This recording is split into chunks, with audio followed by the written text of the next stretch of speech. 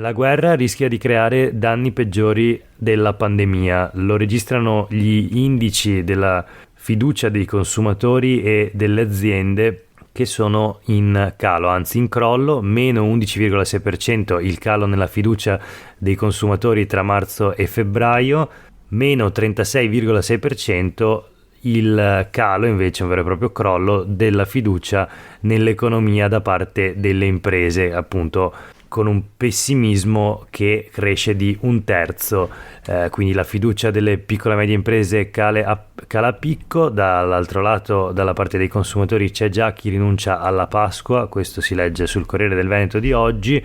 È peggio della pandemia, appunto, lo dice il presidente di Confartigianato Veneto Roberto Boschetto, e la questione riguarda in particolare il Veneto, che è la terza regione più colpita, con il 40% dell'occupazione dell'intero sistema imprenditoriale coinvolto nelle conseguenze delle violente sollecitazioni sull'offerta e sui prezzi che sono in qualche modo dovute al conflitto bellico in Ucraina.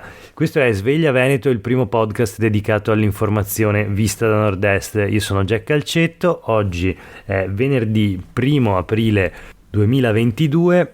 La prima notizia del giorno riguardava appunto le conseguenze economiche della guerra in corso in Ucraina sul territorio della nostra regione, ma un'altra notizia riguarda invece le conseguenze in qualche modo militari. Anche qui però parliamo del nostro territorio e quindi dell'operazione militare Strade Sicure. Un'operazione lanciata nel 2008 quando a Palazzo Chigi c'era Silvio Berlusconi. L'operazione Strade Sicure era stata sbandierata come una scelta importante per contrastare la criminalità, in particolare la microcriminalità nelle città italiane. Ebbene, oggi, dopo 14 anni di continue proroghe di questo progetto, l'operazione Strade Sicure, che nelle città d'Italia schierava circa 7.000 soldati, ebbene adesso viene parzialmente annullata. Come mai? Rientra questo nel programma di allerta della difesa, quindi è stato stoppato per il momento il progetto per la sicurezza urbana di Strade Sicure. I militari verranno smistati ad esempio verso il confine orientale da Trieste a Udine e Gorizia, annullando di fatto il servizio, insomma, peraltro già ampiamente discusso e criticato, ma insomma il dato fondamentale è che i militari di Strade Sicure andranno via dalle piazze venete. Alcuni sindaci del territorio sono intervenuti per lamentarsi, in particolare lo ha fatto il presidente dell'ANCI del Veneto Mario Conte. L'ANCI, l'Associazione Nazionale dei Comuni Italiani, sindaco di Treviso. Mario Conte dice: i comuni del Veneto sono stati fortemente penalizzati, il bisogno di sicurezza è una priorità su cui non va assolutamente abbassata la guardia, eccetera eccetera. Il dato resta che in Veneto, da Treviso a Vicenza passando per Venezia, appunto l'operazione Strade Sicure viene annullata, almeno per il momento. È sicuramente una notizia che continuerà a far discutere. Chissà se sarà questa l'occasione di rivedere questo progetto che appunto dal 2008 ad oggi è sempre proseguito di proroga in proroga, sopravvivendo ai vari governi che si sono succeduti dopo l'ultimo governo Berlusconi. E a proposito di politica, la notizia di oggi, quindi sui quotidiani di ieri, quindi sui quotidiani di oggi, il voto previsto per le elezioni comunali sarà il 12 giugno. Si vota in tutta Italia, naturalmente, per il rinnovo delle amministrazioni comunali e anche per i referendum sulla giustizia.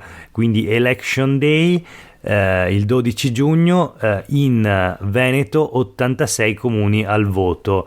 Tra questi ci sono alcuni comuni capoluogo, a partire da Verona, poi Padova e Belluno, e ci sono anche tanti comuni sopra i 15.000 abitanti, Jesolo, Marcon, Mira, Mirano, Santa Maria di Sala nel veneziano, Abano Terme e Vigonza nel padovano, Feltre nel bellunese, Cerea a Verona, in provincia di Verona, e Tiene in provincia di Vicenza.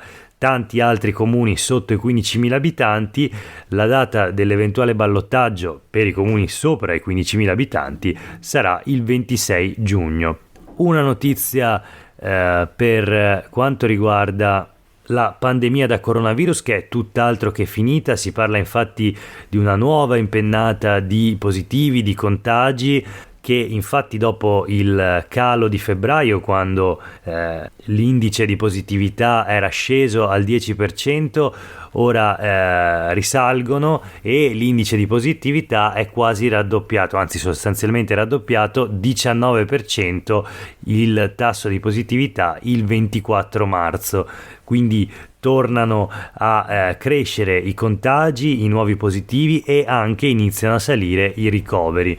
Questa è la storia della pandemia da coronavirus, nonostante oggi finisca lo stato di emergenza e si interrompano le principali misure di contenimento e di contrasto alla diffusione del virus. Non tutte, a dir la verità. Per dirne una, la mascherina continua ad essere obbligatoria negli spazi chiusi. L'ultima notizia di oggi, una flash da Padova, dove è stato presentato ieri il bus scomponibile, è il progetto Next, un autobus elettrico che appunto ha questa caratteristica di essere modulare, quindi i vagoni, cioè composto da vagoni che possono essere aumentati o diminuiti in numero in base al numero degli utenti proprio. È stato presentato ieri a Padova, dove è stato realizzato. L'azienda che lo produce è una startup che ha sede appunto nel territorio padovano e che l'ha già presentato all'Expo di Dubai. Si tratta di un mezzo lungo fino a 12 metri, ma appunto diviso in moduli. La capienza si adatta alla reale richiesta. L'articolo sul Gazzettino di oggi con le foto della presentazione ieri in Prato della Valle. Il creatore del prototipo Next è un 36enne di Mira, ingegnere, anzi diciamo inventore, laureato in disegno industriale allo UAV e anche in fisica all'Università di Padova. Il progetto promette di risparmi sui costi e meno inquinamento, naturalmente. Per oggi è davvero tutto, grazie per aver ascoltato Sveglia Veneto. A tutte e tutti voi un buon fine settimana.